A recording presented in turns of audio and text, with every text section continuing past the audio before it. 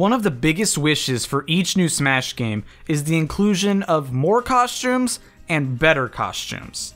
In an age of DLC and the ability for games to hold more and more content, many people are becoming less satisfied with simple palette swaps being the standard for the Smash Bros. Series.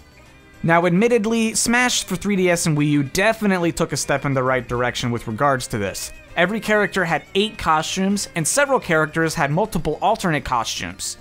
Bayonetta, Cloud, Little Mac, Olimar, Shulk, Wario, and Zero Suit Samus all have at least one alternate costume and usually some recolors to go with those. Corrin, Robin, Villager, and Wii Fit Trainer all have both genders included. And who could forget Bowser Jr., who has a grand total of 8 different characters for all of his costumes. Even the clone characters, Dr. Mario, Lucina, and Dark Pit, were all meant to be alternate costumes for their original characters.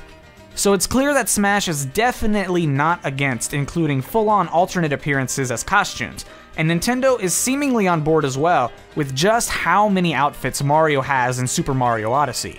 But my hope for alternate costumes in Smash doesn't take away from also wanting palette swaps. Having alternate colors for every costume gives players the opportunity to have a trademark style and color for their character. Whether casually or competitively, everyone knows what color they want to be for every character. Zero always uses purple Diddy Kong. Hungrybox has become famous for his green headband Jigglypuff. As a player, you almost become one with the color you choose. So I think it'd be important that if alternate costumes are included, there need to be recolors to go along with them. Now I know I come off as a Project M fanboy in a lot of my videos, but that's mostly because I just adore the way that they handled costumes. Keep the palette swaps, bring alternate costumes, and for 95% of those alternate costumes, give them some palette swaps. I'd love to see Smash for Switch do this exact thing, and if that means costumes need to be paid DLC, so be it. I will gladly fork over my money for some alternate costumes. Now some might be concerned about organization on the character select screen, and that is a valid complaint. With so many costumes to choose from, it might get a little confusing for some players. Just think about how many times you have to press the X or Y button to get back to the beginning that you started at when you're going through Little Mac's colors. You have to get through all of his normal colors, and then you have to get through all of his wireframe colors as well. It's just a lot to go through. And there's a simple solution to this. Just include an alternate costumes button or a prompt to select a costume. Think about how you select a custom character in Smash 4. You move your cursor over to the character, you press A, and a little menu pops up, and from there you select your preferred character. The same exact thing can work for alternate costumes. Let's say that, for example, Dr. Mario is an alternate costume for Mario. Now, when you select Mario, a menu could pop up, and you could choose either Mario or Dr. Mario as your preferred costume. Then after you select your costume, you can change up your color, your name, whatever, just like normal. This is a quick and easy way to see every costume that's available. Then you select your costume, and then you can go to colors from there. Other fighting games have you inputting button combos to access alternate costumes, but I don't see that fitting in Smash because Smash has always been about having a simple user interface, except for the menus. We don't talk about the menus. So this is a very simple means of indicating what costumes are available, allowing you to pick a costume, then cycling through the colors as you normally would. This way you aren't going through 16, 24 costumes before looping back around to the beginning. And I know that alternate costumes means a lot of extra work for the developers, which is why I'm okay with them being DLC. At least give it to us afterwards rather than not at all.